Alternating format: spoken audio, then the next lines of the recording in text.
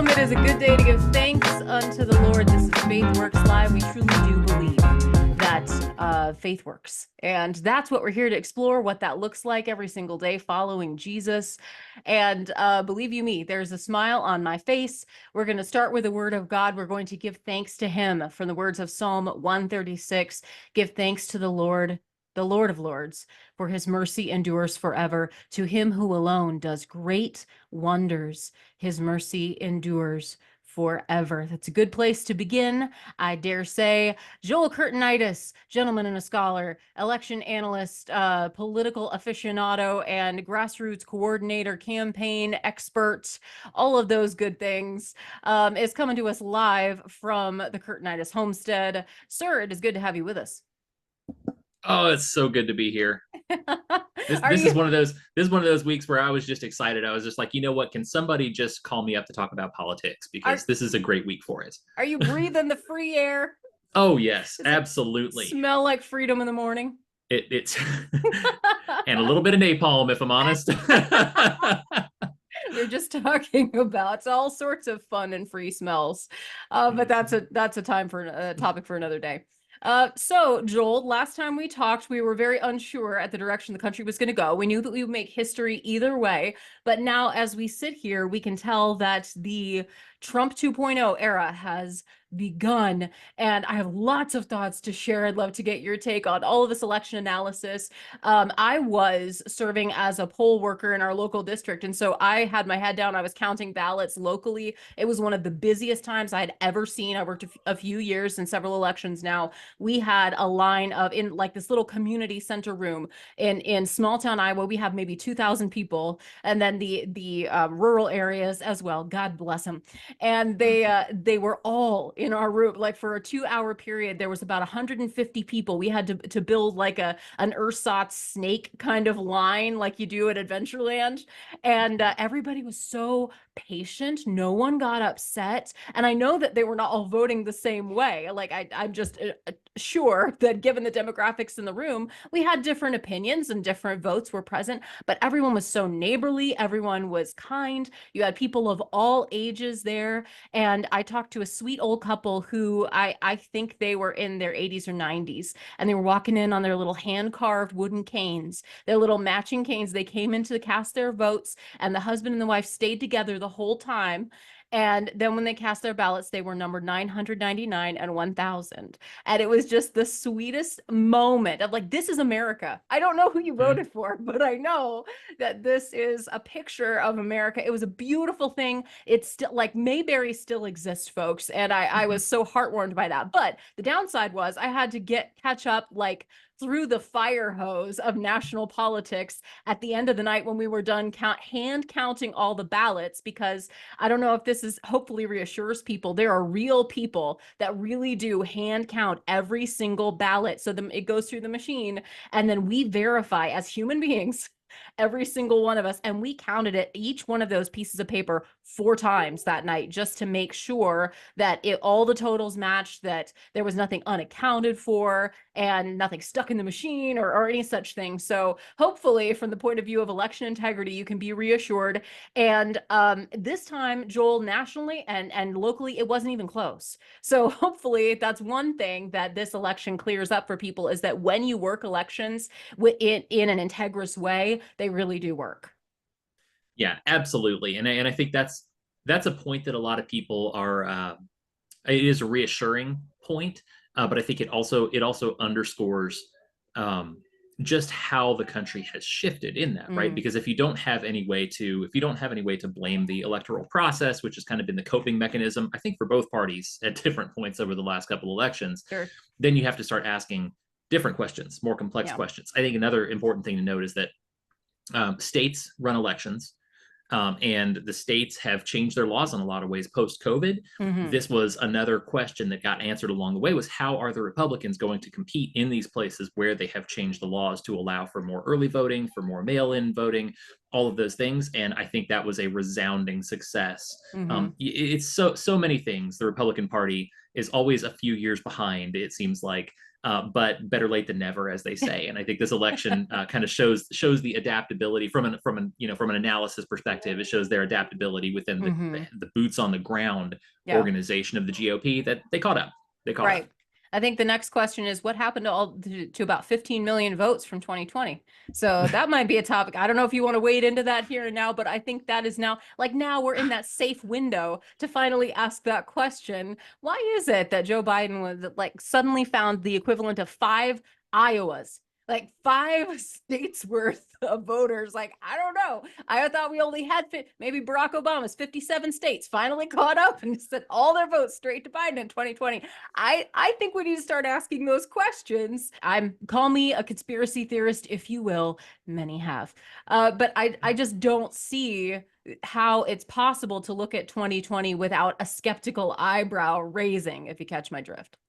Yeah, absolutely. And I think a lot of people who do still have questions about that are likely to get them answered with the power shift that's coming up. And I think you'll start to see election officials and lower judges and people like that who were involved in 2020 get a much closer look in the next year or two. Okay. Your overall national impressions as we're looking at the elections, or we can go statewide as well. Here in our state, we know that it was interesting actually, because Iowa became the subject of much consternation with just a few days left to go. And this 11th hour kamikaze poll comes in. And suddenly they're like, Kamala Harris is ahead. How on earth is this happening in the red wall? Is everything up in arms? And should we question everything we know? And I'm like, no, this is just set to ruin your weekend, folks. That's all. That's all that this is. There's no way that that's real. All of us in Iowa on the ground just kind of looked at that and laughed up our sleeve. I don't know who got paid for what, but that is not reality. And what we saw on the ground here in our fine state of Iowa, where our liberties we prize and our rights we will maintain, it went solid for Trump. It went solid for Republicans all the way down the line, which is very consistent with where we've been the whole time. So I guess, just throw that little plot twist right into everything just to keep people guessing. But no, there weren't that many surprises here on election night. No, I think it was an artificial morale boost. I think not to throw shade at the pollsters necessarily. I know they have a tough job. At the same time, nobody here took that poll seriously. Yeah. Even the people, by the way, when I say that, I include Democrats who knew better. The Democrats who were very vocal about, oh look, this is amazing. It means Iowa's in play. None of them believed that. They're too smart for that. They know how to read polls. They know how to go through the numbers. They knew it wasn't going to happen, but it was good to keep the money coming in and the volunteers working. Well, then, and I'm sorry to be cynical in that, but there's a piece of that where when it was making the rounds and everybody was sort of over the top excited, and the handful of Democrat state officials who are still relevant in some capacity here were making a huge deal of this poll. This is, by the way, a plug for people outside of Iowa that might be listening to this. When you see things like that coming from the state of Iowa, give Rebecca a call. Give me a call. Sure. Talk to people in the state. We'll help you out. We've been through this. We've been through this circus a few times. Anybody on the ground here could have told you to discount that poll. Yeah. It's crazy that it happened, but that does lead me into another consideration, which is that for months leading into this, so since Kamala became the nominee, we saw the polls swing in Trump's favor. We saw the momentum, especially when everybody was finally allowed to say Joe Biden is no longer with us. When that became the mainstream, we were allowed to finally say the thing. It bothers me that we have so many polls that were so tight for so long, and then suddenly along comes election night and it's not even close. You have people, and they were trepidatious at the networks, given everything that happened last time, Fox especially, I think. So as I'm flipping back and forth just to get a gauge on where all the national numbers are, and it's midnight, and I'm eating cold pizza because I haven't eaten all day, because I worked 15 hours at the local polls. And then I come in and I'm like, why don't they just call it? Why don't they just call Georgia? Georgia called Georgia 2 hours ago. Why are they dragging their feet on this? But they wanted to be right. And so I appreciate, I guess, points for accuracy. But it became so clear and so decisive that everything was swinging Donald Trump's way. How is it that the polls were so close for so long and everyone was like, oh, we don't know, it's going to be a nail biter. And then it's a tidal wave. It's the red wave that we thought we were going to have just a couple of years late. Yeah, I think I have a pretty simple and straightforward explanation for that, and it comes in the form of an anecdote that I saw on X, which I agree with, I guess. There was a lady on there who was talking about her neighborhood, a suburban area somewhere in the Midwest, I believe, that had very few or no Trump signs up, no yard signs. But the morning after the election, Trump signs everywhere. And I think that kind of says it all. I Yeah, that's really think that interesting. kind of says it all. There is a factor of being beat over the head societally by news media, by pop stars and icons and sports personalities and academics and everybody saying you are an evil person if you do this. But thank God we still have a secret ballot in America. Mm-hmm. Yeah. And so lots and lots and lots of people who don't find it worth their time to engage online or to go put out signs and go, upload ring videos of people kicking and hysterically punching their Trump signs. People who did not want to engage those things will still go fill in the bubble next to Trump. Yeah. And I think that's part of the big sigh of relief coming out of this is we can talk about it again. Mm-hmm. It's not even necessarily yay we won as much as it is it's okay. There are more like me. I am not alone. And this is one of the big just the biggest things coming out of this is finding, like you said, it's reshape the landscape, finding that identity and that coalition that's much broader than we ever thought it was. Not necessarily of people who are Christians, not necessarily of people who are particularly conservative, JD Vance, but people who are tired of being lectured and cajoled and guilt tripped and be exploited by race grifters and gender grifters and these parasitic components of the left that have taken over the country unopposed. And I think that is a huge part of it. I know that was way further than your question was, but it's just this giant sense, this outpouring of relief and pride. And that has actually become on its own a point of controversy between Christians, because there's a debate over whether Christians should be allowed to celebrate. Because yeah, I've seen that too. Apparently we're only allowed to celebrate when the left wins. But we're not allowed to rejoice in what we think is an objective good because of how it's going to make someone else feel. That's really where I've seen it. And I did want to bring that up. I'm glad you did, because I want to be wise about how I communicate. I always want to be sensitive. Just because somebody else, that's going to make people laugh when I say I want to be sensitive. But the truth is, we're talking about souls. We're talking about eternity. I want to be not only a proud citizen of the United States, but an ambassador of the kingdom of heaven, right? So I'm very well aware of my dual roles in all of these things. So I appreciate words of caution, words of wisdom that say we ought not glory in our enemy's defeat. But at the same time, I kind of wonder if these people have ever read the Old Testament. You do know that when David defeated Goliath, he took a sword to the guy's neck. You do know that the reason Samson is a hero is because he literally slaughtered the enemy. And obviously things are much different in this society, and it's much different. I'm not suggesting a comparison. I'm just saying, let's understand that when we can rejoice with those who rejoice, we can mourn with those who mourn. But ultimately, you're sort of blaming the people that are happy today and saying you don't get the right. You don't get the right to celebrate in what you believe is an act of God's mercy, or recognizing that now we have a better opportunity to become a more righteous nation. That at least, even though we live in a fallen world and we have an awful lot of a long way to go, right? We have a very flawed vision. We're seeing through the glass darkly right now as American people. We probably don't agree on a lot of the major points of morality, but at least we can look at crazy town and reject it. At least we can look at the open deception of the devil that wants to kill our children, wants to glory in the killing of our innocent children, wants to mutilate the kids that they allow to be born, wants to take children away from their parents, wants to separate and destroy families, wants to glory in warfare, open borders, the danger that is human trafficking, drug trafficking, all of those things. They want to pull the wool over our eyes, continue to steal our productivity, continue to shut down opportunities over and over again, and claim that you're the bad guy for daring to oppose them and stand up against them with something like, I don't know, objective truth and reality, all of those things, and that you're the villain, and that all you need to do is just break down all of society, all of law and justice as we know it, and allow them to kindly remake it in their own Marxist image. We stood up against that and we said, nuh-uh. We said, no, not on our watch. That is a righteous thing.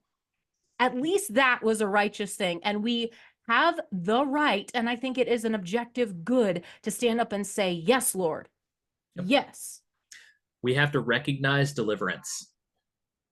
That was a shorter way of saying it. Yes. Well, no, I was thinking of, we've been, my family's been going through Deuteronomy here lately in our morning devotions, and part of the problem of the Hebrews in the wilderness was they didn't recognize their deliverance. There was a sizable portion of them that were, hey, you know what? We were okay in Egypt. We had onions. You know? Yeah. Go for the cucumbers of Egypt. Yes. So like you have to recognize deliverance. And I think there's an element of gratefulness that needs to happen there. That doesn't mean that everything's perfect. A lot of times after the deliverances of the judges in the Old Testament, things went horribly wrong. Gideon goes and makes a golden ephod and it becomes an idol in his house. There's a lot of things that can happen, and that doesn't justify everything there. It also does not negate what God did through Gideon. And I think that's worth celebrating. Mm-hmm. And so I think there's the discussion happened on my wall just because me being me, I had to put up a picture of me in a Covfefe shirt regarding Trump's with drinking from a Daily Wire leftist tears tumbler. Okay. Why not? It doth overflow. It was funny. It was funny to me. So there was that, and I got some pushback on it immediately. But one of the things that I think is so important about that, and this is what I had mentioned on the thread there, was there's a place for humor in society that's important. And this is one of those places. When my kids fall down and get hurt, they look at me to figure out whether they should be as hurt as they want to be. Yeah. It's one of those things where like they're gauging my reaction, and judging from the reactions right now of the American left, they're in that same spot where sitting there and trying to tell them, no one's going to herd you into concentration camps, stop being weird. That's not going to work. But humor has a chance, because that's one of the functions of humor, is to get you to figure out, I shouldn't be taking myself this seriously. Yeah. It's not this big of a deal. It helps you to let your guard down in a lot of ways. Like you get all head up, you get all tense and all frustrated about whatever tornadoes are going off in your head at the time. And I speak from personal experience. And then someone can make that well-timed joke, and it just like a pinprick in a balloon. It's like, just lets all the air out. Finally, you can laugh. Just think, if there's one thing Kamala Harris has taught us, is that it's okay to laugh in any situation. And this is it. In the face of defeat, can we not all just laugh? Shall we not? If you tickle us, do we not laugh? Yes. I think we should. And that's not to say that if somebody is clearly in distress, which, I'm not on TikTok because I don't want to let the communists win, but I've seen enough. I've seen enough of the clips of the all-out meltdowns that people are having. And I can't but look at that. And I mean, the only response, because it's so... I want to say ridiculous. It's just so outsized. It's so away from, it's so far removed from reality, that the only thing that you can do is just kind of, pull a bless your heart, or pull a, like, when you're ready. It's like you have to send the kid to their room until they've calmed down enough that they can actually hear you speak in English. And then you come back to them and say, are you going to be okay? I think we're going to be okay. It's going to be okay.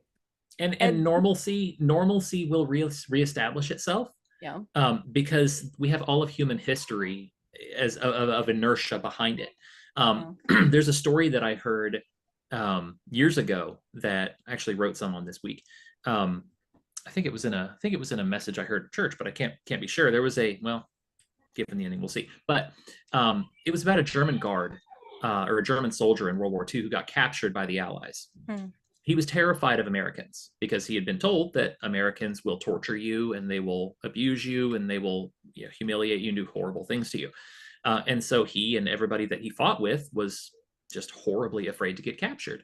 And if I remember right, he may have either tried to kill himself or wanted to kill himself to escape, to avoid capture. But regardless, he was captured by the Americans, North Africa, I believe. And he got held, was changed into clean clothes, put in a clean room, given a bed, offered food. He rejected everything because he was convinced that they were going to kill him and they were going to torture him, and that all of these things he had been told were true. And so he kept rejecting his meals, rejecting everything they gave him. He thought they were softening him up for the torture that was coming. And after a couple of weeks of consistently just having good food and good clothes and good treatment and, as much freedom as could be allowed, he finally came to the realization, the quote was, the SOBs lied to us. He finally found out that his officers and his Wehrmacht had never been afraid of the Americans. They knew that wasn't the case. They lied to him to keep him fighting harder. And that is what's going on. That is what's happened for the last few years. And that's what's going on. That's why I feel great pity for the Democrats right now in that sense, because they have millions of people, particularly young people, believing that this is the end for everyone. There's people talking about moving to a different state or a different country because there's going to be camps and there's going to be helicopter machine guns and it's going to be a bloodbath and there's going to be dictatorship and all of these things. And the thing is, there's political fears on both sides. Okay, when Biden got elected, we had concerns too. The difference is this: we are afraid of what the Democrats openly say they want to do. Mm-hmm. They are afraid of stuff nobody on our side has ever said. Right. We're going to track your periods. Really? When has any Republican ever even suggested that? I'm not even talking about passed a bill. I'm talking about, has anyone ever even thrown it out there as a policy suggestion on Twitter? No. It's not a thing. And that's the thing. That's your indicator. If you're on the left and you're listening to this, that's your indicator about whether your worldview is coming from your sense of reality and your experience or from what someone's telling you. Right. Because when I listened to what Harris and Biden wanted to do, I believe them. Okay, we want to put transgender women in girls sports. Okay, well, that's something they claimed. They're not hiding it. They're not. No, they're actively, right. They're actively trying to pass policy in order to make that reality. Right. I'm not being paranoid. I'm just believing exactly what you say. But the reverse is not true, right? When they look at the things they're claiming about us, it's going to be, rogue cops roaming the streets looking to shoot, minorities. Nobody says these things. No. Nobody wants these things. You have created your own reality and you've painted GOP on top of it. It's not real. There is none of this. And you had 4 years to figure it out, by the way. You already had 4 years with this guy. It's not a hypothetical. He already had a full term. Right. And I think that's something that it points to the overwhelming messages from this election. There are certain things that are just over. Like, we're in a new era. And I think it's worth understanding. It's worth analyzing this. We are in a new era when it comes to politics. There are some realignments that have happened. Donald Trump made happen. And maybe he's the only one in American politics that could have done this, to bring together the it would be the non-college educated, working class, white and Latino population. So there's never been as big a gap as there is right now between non-college education and college educated. Like, that's a new thing now. They've realigned during the Bush era and a little bit in between there. They were for the Republicans. The more college educated you were, you tended to vote for Republican. Now it's completely switched. Donald Trump has made the GOP the party of the working class. Again, the party of the little guy, the party of the people that, are tired of being talked down to. And again, they're actually going against a lot of the union voices and the union powers that be that would tell them how to vote for the longest time. They are actively countermanding that and saying, no, I'm actually going to vote for the person that best suits my interests. They're tired of being talked down to. They're tired of the celebrities in the ivory towers telling them that they know better than we do, or the academics with 48 degrees, more degrees than the thermometer, as Dave Ramsey would say, telling them how that they're supposed to vote and how stupid they are if they don't realize just how good Kamala Harris really is. She's the future. And if you don't realize that, then you're a racist, misogynist, homophobe, a Nazi. You're practically a Nazi. How ridiculous does that sound if you were to actually tell another human being that face to face, when you have to assume that they just want what they think is best for themselves, for their families, for their businesses. There's no logical arguments that are taking place. It's all come down to, in the realm of media, it has come down to identity and division, and stoking that division and saying, well, if you're in this identity group, then you're just bad. And if you're in this identity group, you're just a victim. And so you have to vote for the person that has your bingo card, right, of your identity groups and your check marks. And then you can finally be assuaged. Then you can finally feel like you're redeemed in some sense, maybe until the next election. It's ridiculous. And people threw that off. People rejected it and said no more. That's not the America we want to be. And the mainstream media is over. Goose is cooked. Done. Don't let the door hit you on the way out. It's sad in a lot of ways, because I do believe that we need sources of information that people can collectively look to and say, we actually trust this data. We just don't have that anymore. And they've been pretending. There's been a shell game that's been going on for a long time, such that when you talk about these outsized emotional reactions to people that believe that literal orange Hitler is about to take the stage, you know who doesn't believe that, by the way? Joe Biden. Yep. Who doesn't believe that? Kamala Harris, who just said, after all of the claptrap and the balderdash about how fascist, this was going to be a dark day, a winter in America is coming again, and the MAGA garbage is about to take you all out to the trash. Like the height, could we get any more ridiculous, guys? Could we? I don't know. They just decided, we're going to have a peaceful transition of power because we have to set a good example. We have to be the leader. Like, really? Okay, then I guess he just wasn't that bad. I guess none of us were really that bad, and y'all were lying about it. Like, it's crazy. I can see though where the people with those that are throwing full adult tantrums on the internet, which means that they then had to film themselves doing it, had to check it, had to edit it in some way, and then had to upload it and post it to somewhere for like millions of people to comment on how ridiculous this is. So I guess I don't even know, like, points for bravery, I suppose. Stunning and brave. They get their reality constructed for them by deceptors, by professional deceivers in the media. They didn't just come up with these things on their own. It's not just like we're all delusional people, although some of us can, be persuaded that way. Some of us could maybe be characterized that way on a bad day. But it's coming from somewhere. These are lies coming from somewhere. And actually, I know where they're coming from. They're coming from where all lies come from, but they're being filtered through what we used to call the mainstream media. It has colored our perception of reality to such an extent that they are shocked. Shocked, I tell you, that anyone could see outside of the delusion, that anyone could see outside, could pull the plug on their matrix. In today's world, security has never been more vital. And at FaithWorks Live, we're proud to partner with VeriGuard Security. It's a professional physical security service, and they're really raising the bar in security and private investigations. Whether you need a team of professional officers to protect what you have worked hard to build, or their mobile security units for multiple properties or large locations, from business or corporate properties to your home or neighborhood. Perhaps you've got an event coming up. They secure quality security coverage for events large and small, because it's about peace of mind and protecting you, your family, your team, and your property. Settle for nothing less than the best when it comes to your security. You shouldn't have to compromise. When it comes to security, you can trust VeriGuard. Contact them today at veriguard.us. That's VARA guard.us. For security service, you can trust VeriGuard. When a woman faces an unplanned pregnancy, every possible emotion goes through her head. Where can she go for help and for hope? She can go to InnerVisions. Here in our metro, we have 2 healthcare clinics where she will find hope and help. From free pregnancy testing and STD testing to free ultrasounds, InnerVisions serves women and men with STDs who find themselves in vulnerable situations. They're completely free of charge because of generous donations from folks like you. And their medical clinics help their patients get all the information that they deserve, that empowers them to make life-affirming decisions. That's what they do at InnerVisions Healthcare Clinics right here in Des Moines.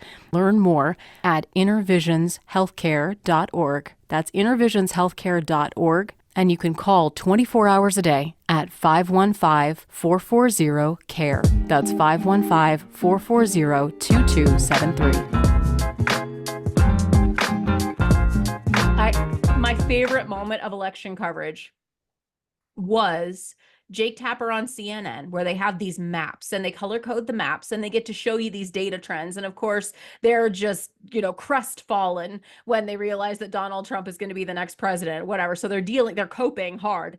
And so they pull up this map and it shows all the gains, which was indicated in red.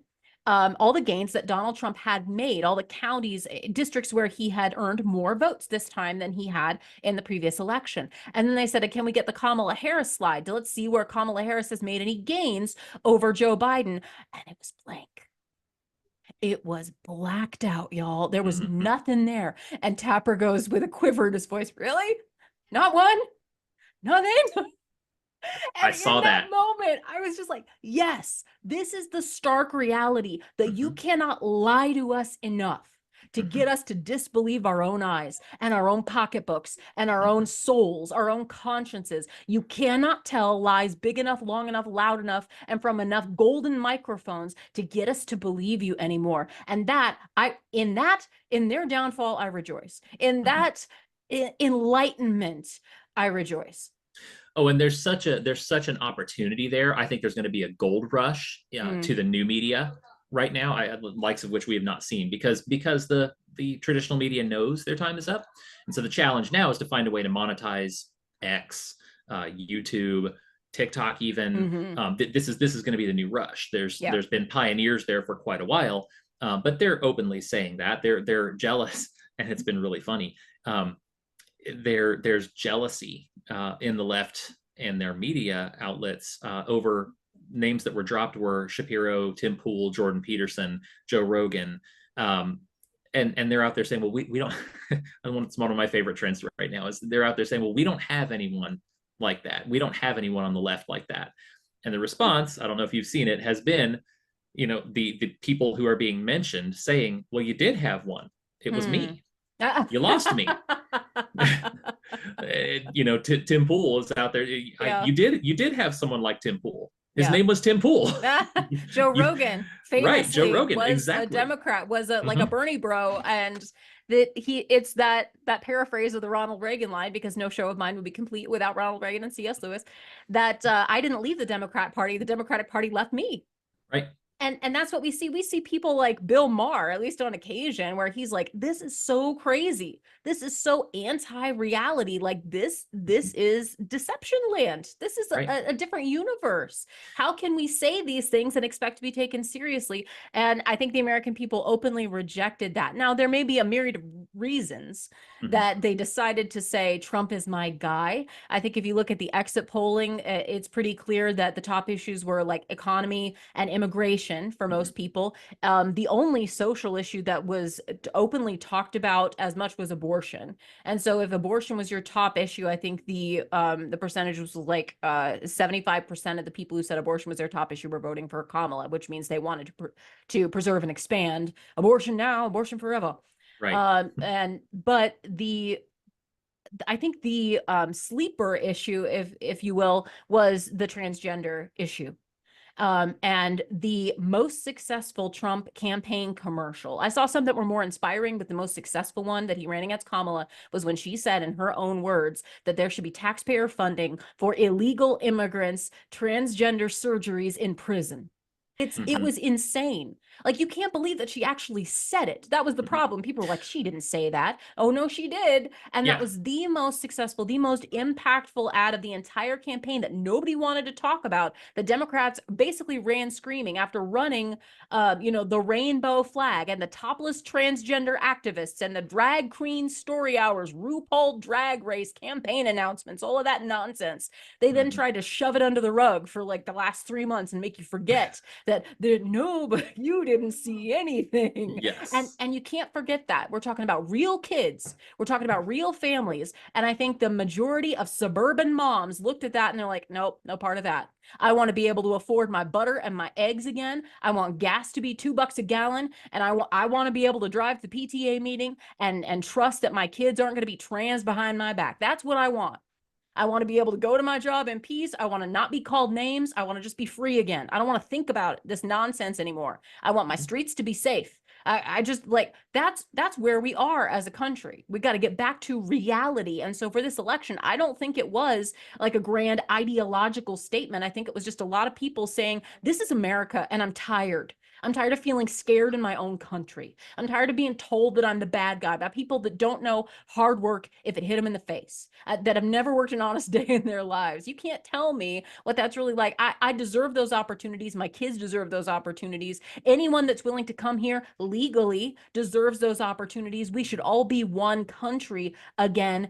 And he's the one that's going to fight to make it happen. And I think I use the word fight. And I think that's another component of this, is that the Trump persona is one that is combative, that is willing to fight. And for decades, we've been told that it had to be kinder, gentler conservatism, that it had to be kind of mealy mouthed and milquetoast and moderated around the edges. And would you lo and behold, the one that brought the red waves screaming back is the one who is least likely to use nice language, who is most likely to drop 4-letter words, and came out swinging. And he's the one that became target number one. And it's because of that courage. And if you're fighting for something that matters, that's what people want to sign up for. They want to believe that we have a country that's still good enough to fight for. And I think his lasting message, it's going to be in the history books. It's going to be Donald Trump with that picture of him just after he was shot, raising his fist with the American flag in the background. And it's going to say, fight, fight, fight, and or you can't lead America if you don't love America, which was his subsequent speech. That's it. Game, set, match. That's the story. It's the biggest comeback story I've ever seen. Yeah, it is unbelievable to watch how that has come together for Trump. It's, reading the founders a lot, you hear the phrase divine providence used about Washington and used about events and situations and weather and a lot of things. This is one of those divine providence kind of times. That's not an endorsement of character. It's just looking at the obvious circumstances of the situation and weighing the odds as a rational person and going, what are the odds? What are the odds? 2 assassination attempts, all of the cultural icons lined up against him, outspent, outraised, and all of these all of these unlikely events were chained together by so much of what you said, which I think also ties into the minority shifts.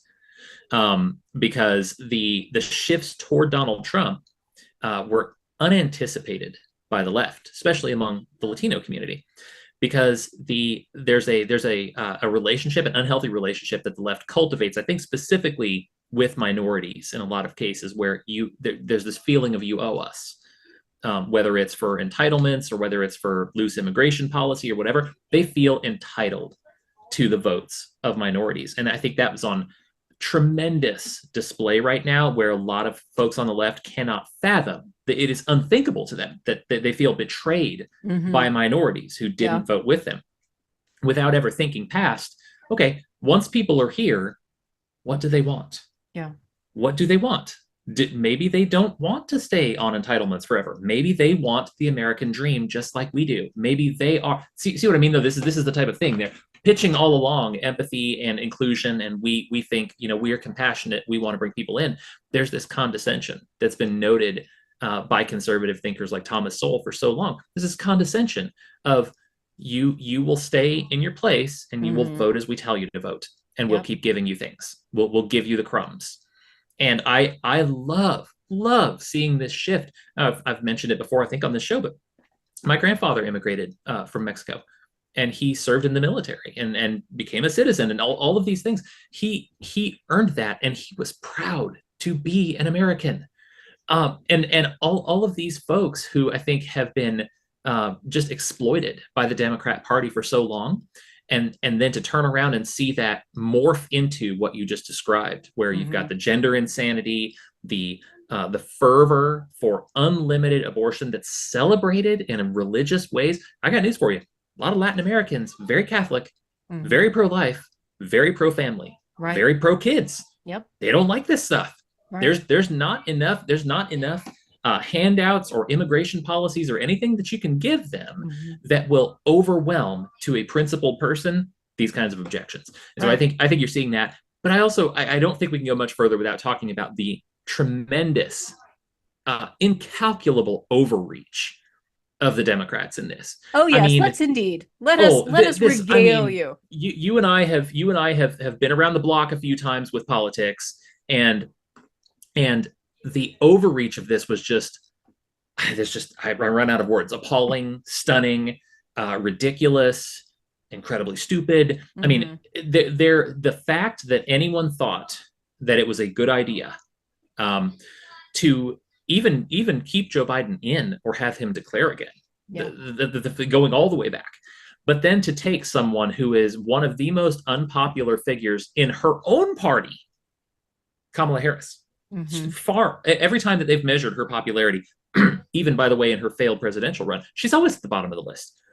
She's a terrible candidate, and everybody knew it. And what I like to, yeah, sometimes you have to troll people on X, but I keep a graphic around of her approval ratings up until July of this year, where she was the most unliked VP in history until July.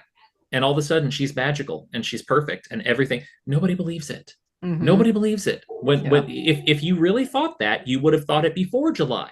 If you really thought that, you would have thought it for the last 3 years, but you didn't.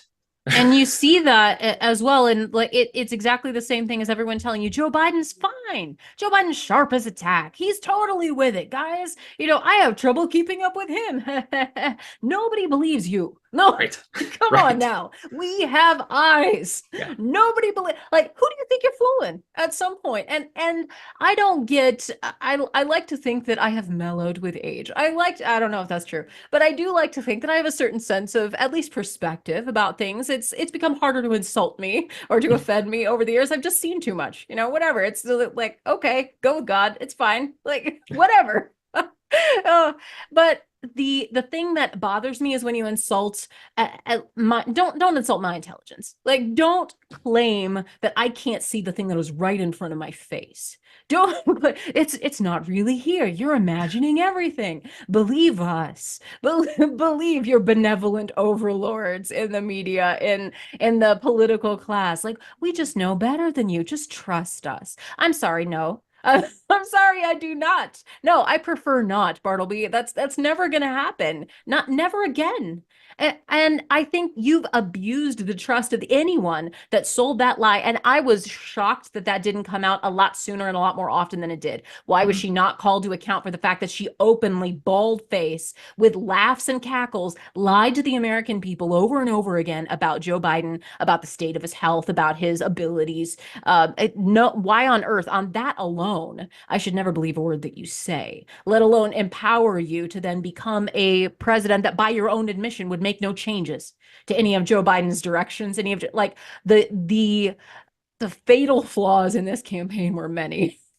Well, I'm shocked that we can't openly talk about it. I'm sure there will be much post-mortem for the next several years among the analyst class, but it's obvious for anyone who had eyes that we can't trust these people, and they are surprised that we no longer believe them. I think that all the celebrity endorsements made no difference, and I think that's a good thing. That's a sign of health for the American Republic. All the polls didn't sway people, and the fact that they're so shocked, I don't know, maybe this will cause some soul searching. I do hope that this will cause people to earnestly see, I wonder why I was wrong. Like, why could I have been so blind to this? Because you know what, in charity, we've all been blind. We've all had our blind spots. We've hopefully you've come to the cross and realized that you can now see, or that you've had that kind of switcheroo moment when it comes to some particular issue that maybe you changed your mind on. I hope that we're all that work in progress, that God in his kindness and goodness is working on us to continue to bring us into his out of darkness and into his marvelous light. That should be the sanctification journey for all who are called by the name of Christ. But in this darkened world, there's an awful lot of people that just try to deceive.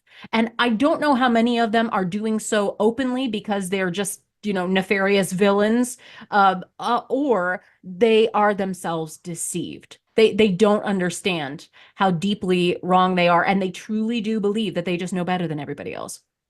Yeah, I think there's some of both categories in there. But the problem is they're running into the face of reality. And at this point, like, that's the problem that they run into is you can only tell people the economy is great so long before they can't afford eggs anymore. And it's that sort of thing where you can, you might want to believe it with all your heart, but at a certain point, reality kicks in, and your dreams and your ambitions and your 401k go up in smoke. And so I think that's where people are finding themselves, or were finding themselves prior to this election, and did something about it, which is just really, I don't know, it's incredible. It's kind of surreal. And I think a lot of us that were thinking it was going to be a knife's edge election again, incredibly relieved to see this. And I feel like there's also such a mandate that comes with this from the American people to undo the damage. To and the thing is, God bless all of the brave folks who did the work before this. I'm just thinking of, so when we were up in New England last week before the election, we finally got around to watching Matt Walsh's "Am I Racist?" Which was, fantastic. It's hilarious. But looking at, in hindsight, you can see the progression of everyone is scared to breathe a word of critique against the DEI industry and against feminism and all of these things. And then a few brave souls started to break the ice and step out of that zone. They got banned right away. They got banned, they got censored, they got removed, they got castigated, they became pariahs. And over time, though, you had Dave Chappelle. He broke out of the box. You had the alternative media start to come alongside and start to say, hey, well, why can't we talk about this? Okay, well, why can't we look at the numbers on this? Why? Okay, you feel that way, I understand, but is how you feel justified? Which is the question that nobody's allowed to ask anymore.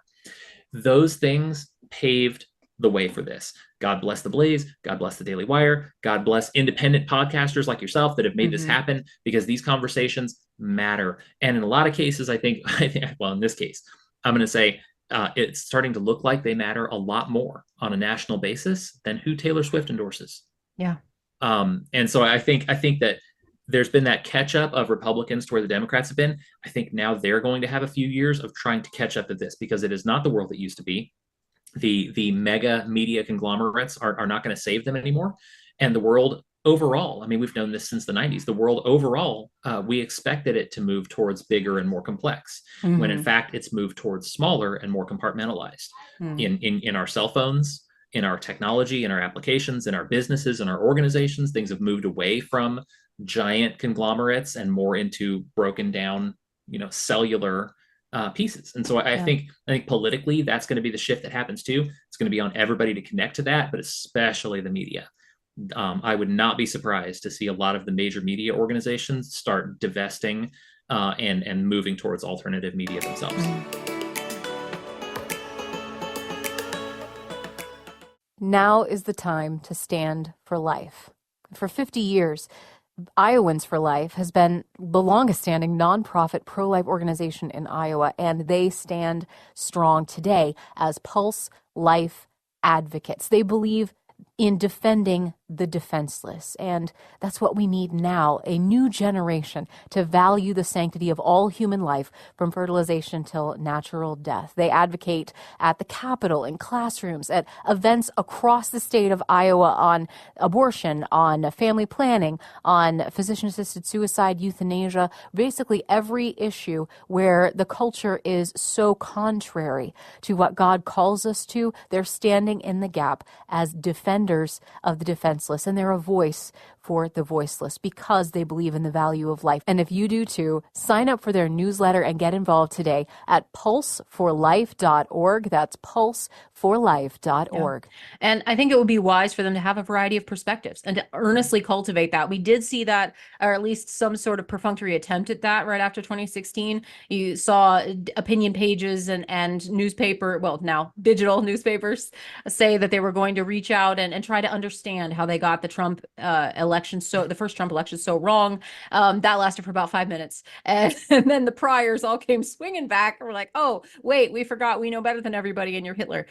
So it was just was like a firm friendship. It did not build, but I maybe call me an optimist. I do hope that we start to see some of those blind spots be revisited, that we start to see some of those people start to question, how could we get this wrong? Maybe there's some areas where I can actually learn and grow and talk to people who are not like me. And I think that's earnestly the thing that might start to rebuild American society, is if we break out of our echo chambers, our compartmentalized little, and especially online kinds of worlds where we live in our own little bubble / nutshell. And I can't say nutshell without thinking of Peanut the squirrel. I'm sorry. Like the craziness. Too soon. I was going to ask you what surprised you about this election, and then I realized what didn't surprise me. Nobody had like 2 assassination attempts. We didn't have garbage people versus the cat ladies. When my grandchildren ask me about this year, about 2024, what shall I say? It was the garbage people versus the cat ladies. But it all came down to when Peanut the squirrel met his final showdown with the government agents, and he fought he shall be remembered. He shall remember. It started Peanut. with Harambe. It ended with Peanut. It's crazy. This is our reality, folks. And I'm just so, like, you have to laugh. At some point you have to laugh. So I just wanted to open that up and see if there was anything specific that surprised you. I don't think that I expected that there would be as much of a Republican wave, like down ballot, as we did. I thought that there would be a lot of Trump support from unexpected categories, but I did not know what his coattails would look like. I didn't realize that it was going to shift the balance of power to now the triumvirate that we have for the next 2 years. And by the way, let's pray fervently that they actually use it, that they use it wisely and well, that they get somebody in office who is not a Mitch McConnell type, who is not, I don't care like how much you want to make a deal, you actually have to get stuff done at the end of the day. I think Donald Trump is very much in that, like, head for the wall, like full steam ahead, burn the bridges. Like there's nothing else left behind. We've got to go all the way, baby. I think he's there. I think he's drained the swamp moment. I think he believes, and he said as much, that God saved his life for a reason. And this is echoes Ronald Reagan, actually, right after his assassination attempt, or at the assassination attempt on Ronald Reagan's life. He believed from that moment that God had spared his life for a reason. He woke up every single day with a single-minded focus to try and defeat communism and save the West. And lo and behold, he did it. So I think if Donald Trump believes both that God spared his life for a reason, and that reason is to make America great again, to protect American freedom, to bring us back from the brink, however you want to quantify that this will be something to see, something for all generations to see. And he has the legislative power to do so now. So that could be amazing if they actually use the gift that has been given to them. Dear Lord, please empower them to do so. What other surprises did this bring you? Well, and just to riff on that for just a second, he's got the people around him now to make that happen. I mean, we watched Elon Musk walk into Twitter and fire 80% of its employees, and then have it. And by the way, it's still running just fine. The liberals are still all there. They said they were all going to leave. They haven't. It's still there. Right. So all of the things that this is kind of, the dream team, Elon, right? Elon deserves an awful lot of credit for stepping up to this. He's saved this. Yeah. He has, if Trump, if Trump goes on to do what we hope that he will in terms of reforming the government and rolling back the censorship and tyranny and the things that have been going on, Elon deserves the assist 100%, because the exposure of the Twitter files and finding out what was going on with censorship, and just having a place, a major outlet, not a weird niche place that could get shut down by a hostile server, having that town square is incredible. It's incredible. And yeah, it's got warts, it's got dimples. There's stuff on Twitter that I don't like, that I wish that they would clean up and get rid of, but it is invaluable just for freedom. But it's not just Musk either, right? The team that he's putting together now. Oh my goodness, it is enough to bring a tear to my eye. They're talking about having Ron Paul come back in an advisory capacity, which is just incredible, right? It's happening. It's finally happening. Yes. So like, there's so much of that, but I gotta say, all right, my favorite thing, the biggest surprise of this election for me by far. Okay. many of your listeners may not know, when I was a teenager, I was in a Brethren church. I was baptized into an Anabaptist Brethren church. Anabaptists typically don't vote. They're not involved in politics. They believe in non-resistance. They don't serve in the military. They don't run for office. All of these things are, and in that same group is the Amish. It was widely reported this year that the Amish were rolling down the streets with Trump flags flying off of their buggies, and that they were lining up, particularly in Pennsylvania, where they have a very strong community, to vote for Trump. My favorite stat of this entire election was that Trump carried Pennsylvania. The number I saw was 125,000, I think, and that we are aware of, around 180,000 Amish people voted, probably all of them for the first time in their lives, because it's an extremely controversial thing within Anabaptist churches. They don't vote. They consider it messing with the hand of God. And for hundreds of years, they have held this position. They came out for Donald Trump, and they may well have delivered Pennsylvania.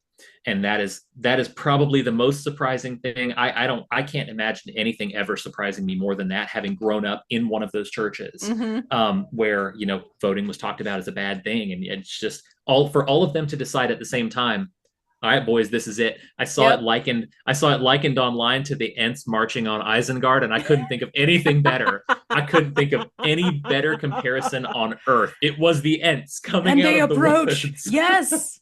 Oh, and they saved the day. The Amish for Trump saves the day. It's, again, I could not have predicted. God writes better seasons of reality than any, I just let him do it, guys. He's still writing the story. It's the best story, really, for real. I can't wait to see what season 2 is like. I'm just stunned at the connections that have been made so far, things I never thought I'd see in my lifetime, that I never thought I'd say in my lifetime, like Amish for Trump. Like, that just it's amazing what's happening. I do think that we've seen some different changes in a different direction, though. I'm wondering, Joel, what you think about where the traditional evangelical vote places itself in prominence. It was not all good news on election day. And again, I don't want to lose my Pollyanna glory that's going on over here, because I do think that there's some well worth celebrating, and I rejoice with those who are rejoicing. But it's incumbent upon me to say that abortion was on the ballot in many states, and it did not go our way in the majority of cases. Even in my former home state of Missouri, I was shocked that the pro-life community that has been there got defeated, basically, that there was an abortion bill that enshrined abortion, or there would be no attempts to remove the quote unquote reproductive rights beyond a certain level of viability. Basically, they were just like, before, because they had essentially a pro-life protection on the unborn in Missouri, and preborn people lost that protection until at least 20 weeks, 22, depending on where they determine viability to be, which is an incredibly shaky standard. And that's a loss of true human rights. As much as Kamala's team was talking about how we're all going to lose right, which is utterly ridiculous. Donald Trump never intimated any such thing. But in Missouri, in Colorado, in is it North Dakota as well? And there, it was shocking. And the one bright spot really was Florida, where, you know, again, God bless Ron DeSantis and all the hardworking pro-lifers and pro-family voters in Florida, that they showed you how it's done, and they defeated a pro-abortion amendment there. But we've got an awful lot of work to do. I also have seen from the exit polling that I've seen, the evangelical vote was down compared to the last couple of years, especially for 2020. Evangelicals were kind of mixed about 2016 for Donald Trump. And then you had a lot of the big name endorsements come out and just say, we've got to defeat Hillary Clinton. I know Donald Trump has a checkered past, but you got to get behind him for the Supreme Court judges and basically abortion. And that was it. And that was successful for him then. In 2020, the evangelicals were entirely on board. They had forgiven Donald Trump in a big way, and they're like, he's delivered on all of this, and we're behind him, and then he lost. And now this year, it seems as though the evangelical vote showed up for Donald Trump, but a lot fewer of them did. So it was about 83% of all identified evangelicals voted for Donald Trump, but they were only about 2 in 10 voters this time. And that means he couldn't have won without us. But at the same time, we represented a much smaller portion of his electorate, of his coalition, than ever before. And I'm not sure what that means about our our place in all of this, about our overall influence, especially considering the issues that we care the most about, like the protection of life, are seeming to swing vastly the other way in areas that I would have expected there to be more stronger. If it's such a strong conservative turnout, then why is it that these abortion amendments are also passing? So what do you, as you are considering all of this and how we move forward as conservative Christians that seek to have an impact not only for our nation, but also for our Savior, what advice do you have as you consider all of this? So a couple logistical notes on that, because it was a surprising outcome in a lot of those states, very red states that voted heavily for Trump, and then also passed those measures enshrining abortion. One, in a lot of cases, the wording was extremely deceptive, extremely deceptive to appear to the average person to maintain limits on abortion without actually doing so. Florida was one of them, where they subtly swapped the wording to make it seem like it wasn't changing that much. Yeah. When in fact it left no restrictions in place, Proposition 3. So there was a few of these places where they worded it in such a way to sound like it was moderate, when in fact it placed no restrictions at all and was fairly absolute. So that's one thing. Two, when it comes to the evangelical vote, I would say I have seen the term evangelical really lose its steam in the past few years. Not a lot of folks like being called evangelicals anymore, and I think that a lot of that has to do with the, Doug Wilson's evangellyfish phenomenon, where a lot of folks who are faithful to the word don't really want to be identified with what they consider to be woke evangelical churches. Evangelicals for Harris, right? That's yes, a term that has lost all meaning. So I'd be interested to see in some of the numbers analysis and the data crunching that goes on in the next few weeks and months here. I'm very interested to see self-identification as evangelical, which was very monolithic during the Bush years, during the Obama years. I don't think it is anymore. I think there's a return toward traditionalism. A lot of sort of the older, more liturgical denominations are picking up gains by leaps and bounds within the Christian community, and a lot of people are going unaffiliated, starting home churches, all those types of things. So interested to see that. It could be a data anomaly, but even if it's not, I think the bigger question that you may be alluding to here is, what's the future of the Republican Party for Christians? Right. And what's our place in it? Right. And that is where it's going to get dicey, because a lot of the folks who came out to vote for Trump, I'm just going to say it, they judged the abortion issue correctly in the terms of the electorate.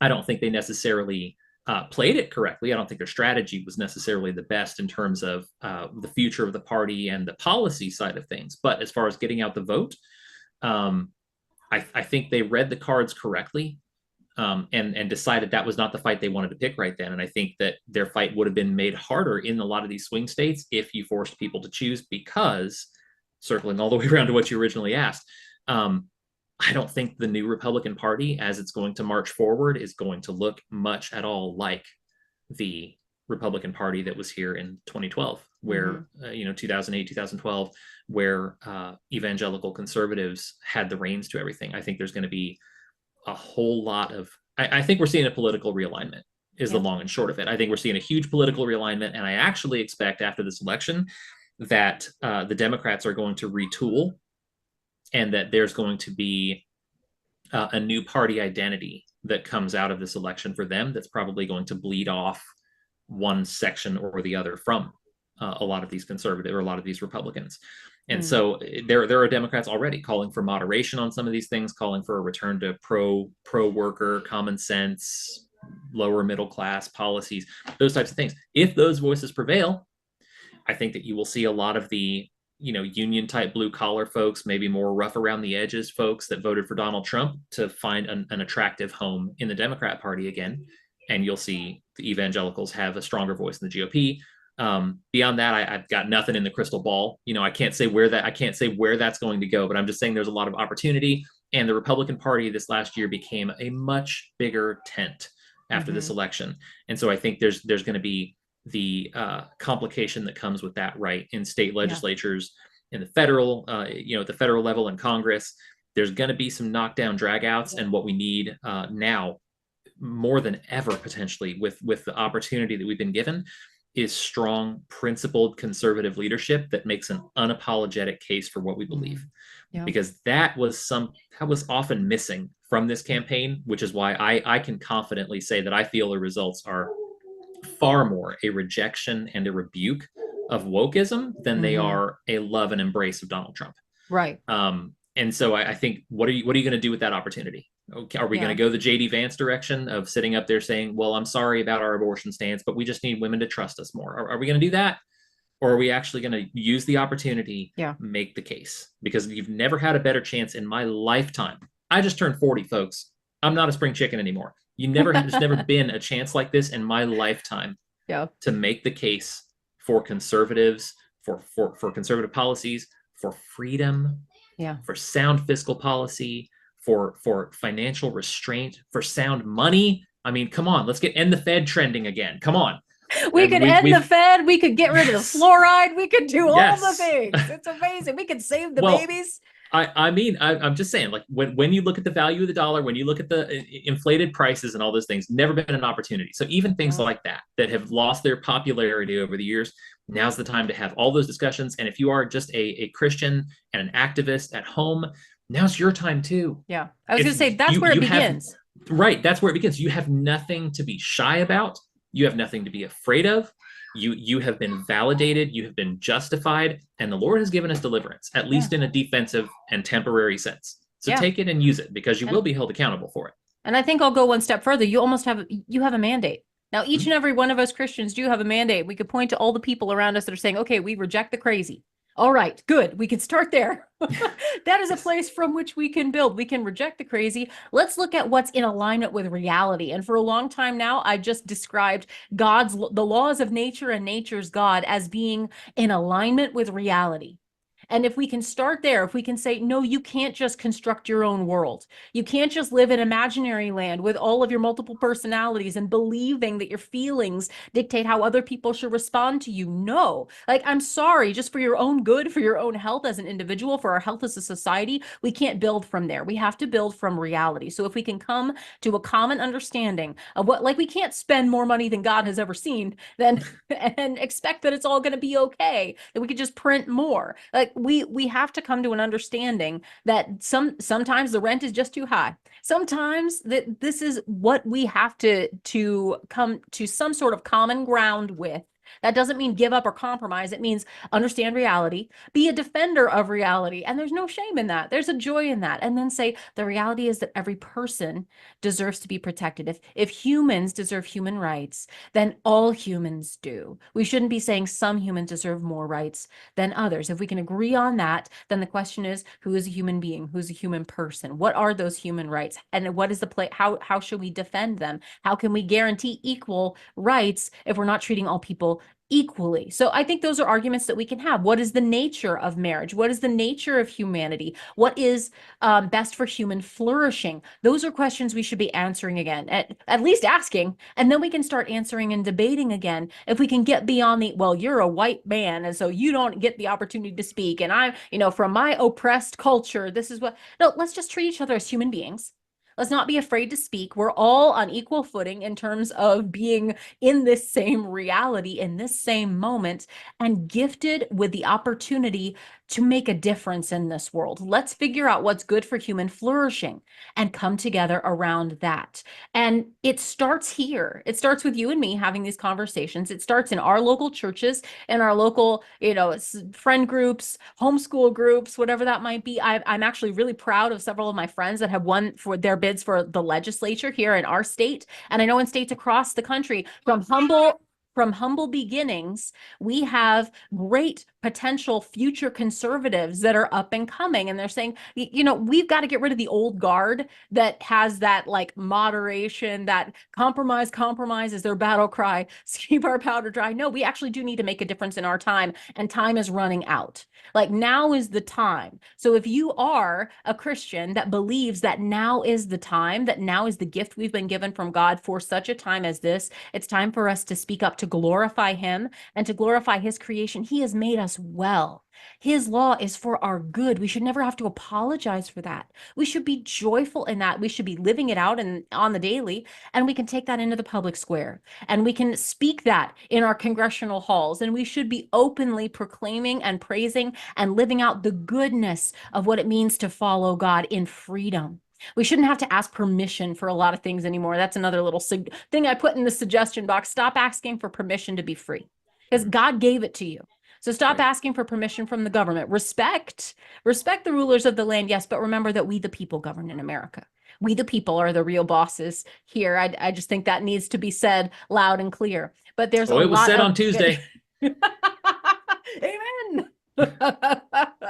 Speak it again and pass the plate. Oh, this was amazing. I really do, like, of all the mixed emotions that we could have had about election day, this is this is optimism. There is hope. And it's not just because the person that I was hoping for got elected. It's because God is not finished with us yet. We still do have a merciful extension that God is justice, but he's also mercy. He is perfectly just, but he is also slow to anger and abounding in compassion. And over again, the description that he gives of himself in his word is exactly that. He's like, I am the Lord. There is no other. I am the Alpha and the Omega. I'm the reason that you're here.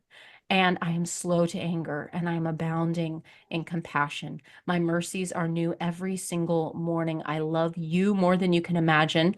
My justice will not sleep forever. It is sure. But I will pay the penalty that you cannot pay. Like I value you, and I want to be like, just the surety of that you can trust in that. It's almost overwhelming to think about that. And we have been shown mercy in our country. Now we've got to take it as the gift, exactly as you mentioned. No waste this moment. When you take it as a gift and run with it, and be proud of your God. Be happy, be joyful. He's worthy of praise. And I want to keep our country a place where we can praise him openly for many generations to come. Amen. Thank you, Joel Kurtinitis. It is always beneficial. Your analysis always makes me think.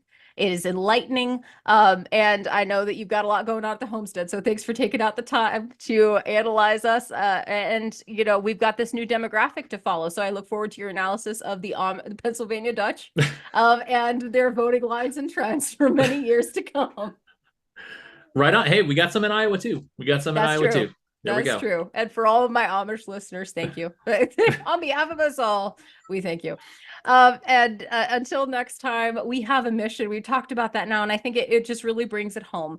Thank you for taking your stands, and thank you for being the faithful servants that are just going through your life. You're doing what needs to be done, and you're willing to take a stand. I know that you're the ones at your school board meetings. You're the ones that are maybe homeschooling your kids, that are willing to say, all right, this is what rebellion looks like in my day and time. I'm going to love my wife. I'm going to love my husband. I'm going to raise my kids. We're going to love the Lord with all of our hearts. We're going to love our neighbor. We're going to, grow vegetables of questionable quality, at least in my garden. We're going to be the ones that are going to break the cycles. We're going to be the ones that are going to get healthy again in our minds and our bodies and in our spirits. And we're going to proclaim the good news of freedom in Jesus Christ from now until the next generation.